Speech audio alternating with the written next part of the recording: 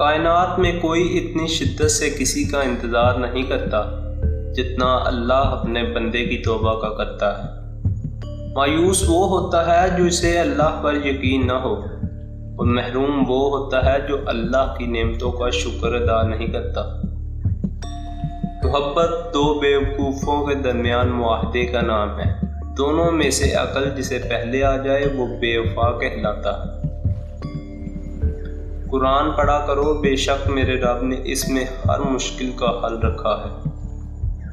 آج کل تو رشتہ دار لکڑیوں کی مانند ہو چکے ہیں، جو دور ہوں تو دھواں دیتے ہیں اور اکٹھے ہو جائیں تو آگ لگا دیتے ہیں۔ کامیابی صرف جھکنے سے نہیں ملتی، کبھی کبھی آپ کو سر اٹھانا پڑتا ہے اپنے حق کے لیے۔ اگر آپ کسی کو تکلیف دے کر بھی اچھے سے سو لیتے ہیں تو اپنے ضمیر کا جنازہ پڑھ لو، کیونکہ وہ وفات پا چکا ہے۔ آنسو کا تو وزن نہیں ہوتا، مگر پھر بھی ان کے گر جانے سے دل ہلکا ضرور ہو جاتا ہے۔